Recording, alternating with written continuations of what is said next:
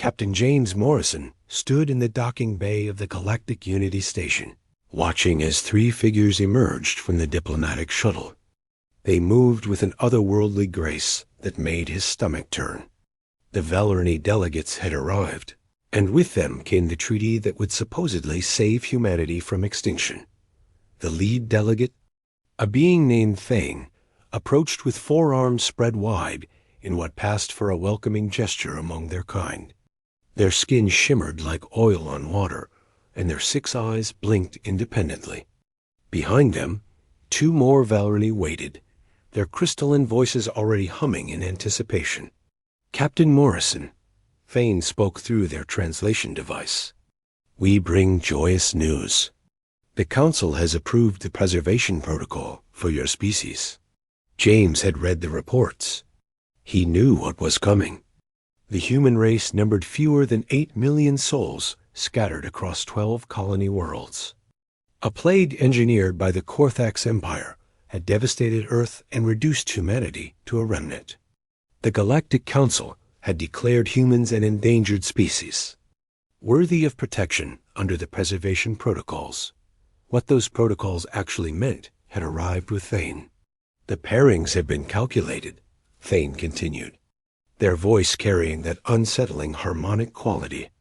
"Each human of breeding age will be assigned compatible mates from species within the Council. Your genetic material will be preserved, your culture documented, and your people will live on through hybrid offspring." "We're not animals," James said quietly, Thane's eyes all focused on him at once. "Of course not.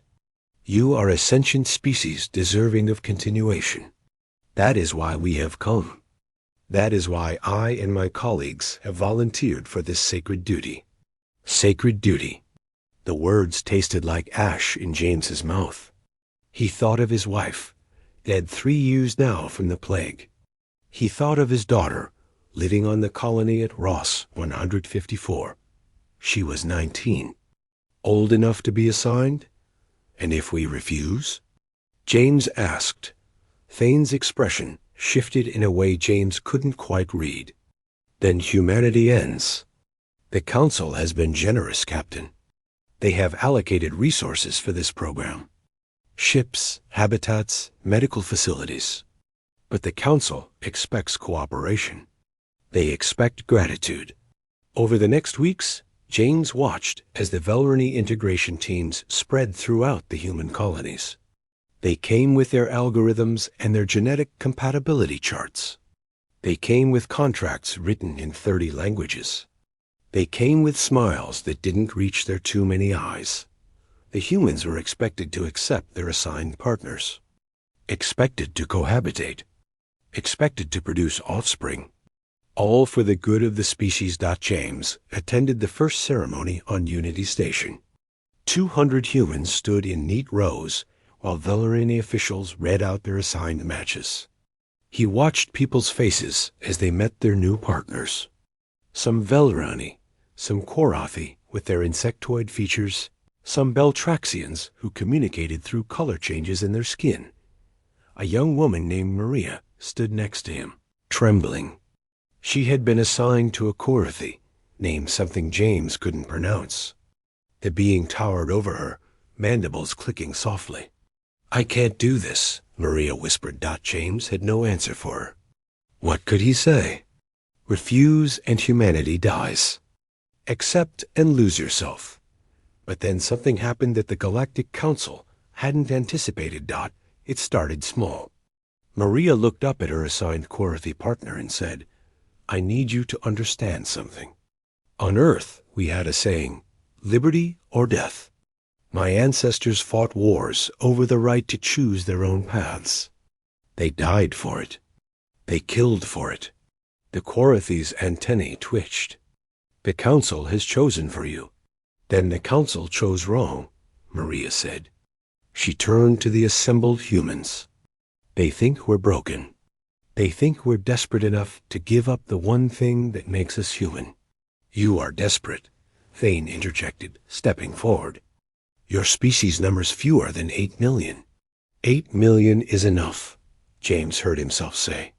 The words came from somewhere deep, somewhere that remembered Earth before the plague. It's enough if we choose it. It's enough if we remain ourselves. Fane's multiple eyes narrowed. You would choose extinction over survival? We'd choose dignity over slavery, Maria shot back. You want to save humanity? Then save humans, not some hybrid species that looks vaguely like us. Save our right to choose our partners. Save our cultures, our beliefs, our freedom. The murmuring started then, spreading through the assembled humans like wildfire. James saw it in their faces, the moment they remembered what it meant to be human.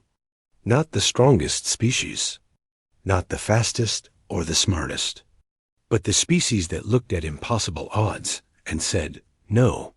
Thane raised their 4 arms for silence. The council will not be pleased. The council, James said, his voice carrying across the bay, can negotiate. Tell them we appreciate their concern. Tell them we accept their medical aid, their resources, their protection from the Korthax. But tell them the one thing they can't have is our freedom to choose. The Valerani delegate studied him for a long moment. You understand this may mean your species dies?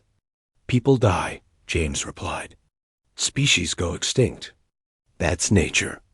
But slavery is a choice, and we're choosing differently. Over the following months, humanity made its position clear. They would accept aid. They would accept sanctuary on protected worlds. They would even accept volunteers from other species who wanted to join human communities, to live alongside them as equals. But they would not accept assigned partnerships. They would not become breeding stock for a well-meaning but fundamentally flawed preservation program that the Galactic Council convened. They argued. Some species saw humanity's position as suicidal pride. Others saw something they had forgotten in their own histories, the spark that made a species more than just biology. In the end, the Council amended the preservation protocol. Humanity would be protected as an endangered species, but their agency would be respected. Resources would be allocated for human-directed recovery. Medical research would focus on curing the remaining effects of the plague, and the assigned spouse program was quietly shelved. James stood in the observation deck of Unity Station, watching Earth slowly heal in the distance. It would take generations to restore what was lost. The human population might never return to its previous numbers. Some of their colonies would fail. Some of their people would choose to partner with aliens of their own free will, and that was fine. Maria joined him at the viewport, her arms crossed. Do you think we made the right choice? James considered the question. I think we made the human choice. Whether it's right or not, we'll find out. But at least we'll find out as ourselves.